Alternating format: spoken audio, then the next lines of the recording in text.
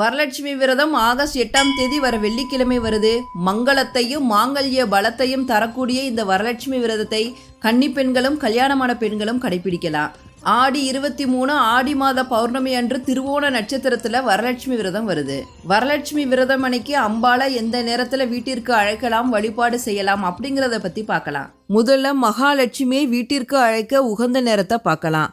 August 7ஆம் தேதி வியாழக்கிழமை மாலை 6 மணிக்கு மேலே 8 மணிக்குள்ளே அம்பாளை வீட்டுக்குள்ளே அழைச்சிடணும். இல்லை நாங்கள் வெள்ளிக்கிழமை தான் வீட்டுக்கு அழைப்போம் அப்படிங்கிறவங்க ஆகஸ்ட் 8ஆம் தேதி வெள்ளிக்கிழமை காலை 6 மணி முதல் 7:20 மணிக்குள்ளே அம்பாளை வீட்டுக்குள்ளே அழைச்சிடணும். இப்போ அம்பாளை வீட்டுக்குள்ளே அழைச்சாச்சு. இப்போ அம்பாளுக்கு பூஜைகள் செய்ய உகந்த நேரத்தை பார்க்கலாம்.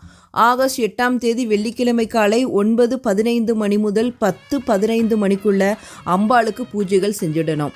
இல்லை எங்களால் காலையில் செய்ய முடியாது அப்படிங்கிறவங்க மாலை 6 மணிக்கு மேலே அம்பாளுக்கு பூஜைகள் செய்யலாம். இப்போ கலசம் எப்படி வைக்கிறது அப்படிங்கிறத பற்றி பார்க்கலாம். எந்த இடத்துல அம்பாளை வைக்க போகிறீங்களோ அந்த இடத்த நல்லா சுத்தம் பண்ணி கோலம் போட்டுருங்க.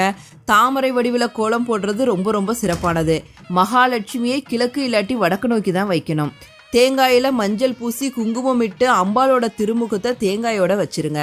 எந்த இடத்துல பூஜை செய்ய போகிறீங்களோ அந்த இடத்துல ஒரு மனை வைத்து அது மேலே வாழை இலையை வைத்து அதில் பச்சரிசியை பரப்பி அதன் மேலே அம்பாளை ஆவாகனம் செய்ய போகிற கலசத்தை வைக்க வேண்டும். அந்த கலசத்துக்குள்ளே 3/4 பங்கு அரிசியை நிரப்பி அதில் வெத்தலைப்பாக்கு, ஒரு எலுமிச்சம்பழம், விரலி மஞ்சள், காசு ஒற்றைப்படை எண்ணிக்கையில் உள்ளே போடுங்க. அப்புறம் வாசனைக்காக ஜாதிக்காய், ஏலக்காய், கருகமணி அதெல்லாம் போட்டு அந்த கலசத்துக்கு மேலே மாவிலையால் அலங்காரம் பண்ணி அது மேலே அம்பாளோட முகம் இருக்க அந்த தேங்காயை வச்சிடுங்க. இப்போ அம்பாளை எப்படி வீட்டிற்கு அழைப்பது அப்படிங்கிறத பற்றி சொல்லலாம். அலங்காரம் பண்ணி வச்சிருக்க வரலட்சுமி அம்பாளை நம்ம வீட்டு வாசலில் கொண்டு போய் வைக்கணும். கீழே வைக்கக்கூடாது, ஒரு மனை வைத்து அது மேலே தான் அம்பாளை வைக்கணும். அம்மா மகாலட்சுமி தாயே எங்கள் வீட்டிற்கு வாமா, எங்கள் குடும்பத்தினரே ஆசீர்வாதம் பண்ணாமா அப்படின்னு மனதார பிரார்த்தித்து ஆரத்தி எடுத்து அம்பாளை வீட்டுக்குள்ளே கொண்டு வந்து அம்பாளுக்காக அலங்காரம் பண்ணி வச்சிருக்க அந்த மனை மேலே வைக்கணும். நம்ம வீட்டில் எழுந்தருளி இருக்க மகாலட்சுமி தாயாருக்கு உங்களால் என்னென்ன படைக்க முடியுமோ அதெல்லாம் படைக்கலாம். தாமரைப்பூ, அரளிப்பூ, மாதுளை ரொம்ப ரொம்ப விசேஷமானது. இந்த பூக்கள் கிடைக்காட்டினா மல்லிகை மற்றும் ரோஜாவால் அம்பாளை பூஜிக்கலாம்.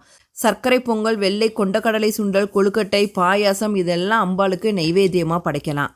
அம்பாளுக்கு தீபமேற்றி மனதார வேண்டிக்கிட்டு லட்சுமி துதி, கனகதாரா ஸ்தோத்திரம், அஷ்டலட்சுமி அஷ்டகம் இதில் ஏதோ ஒன்றை அம்பாளுக்கு பாராயணம் செஞ்சுட்டு காலையில் 10:30 மணிக்குள்ளே பூஜை முடிந்து அம்பாளுக்கு ஆரத்தி கட்டிட்டு அங்கே இருக்க மங்கள பொருள்களை உங்கள் வீட்டுக்கு வந்தவங்களுக்கு கொடுங்க. அதே மாதிரி தாலி சரடு மாற்றிக்கொள்ள விரும்புபவர்களும் வரலட்சுமி நோன்பு முடிந்த பிறகு ராகு காலம் தொடங்குவதற்கு முன்னாடி மாற்றிக்கணும்.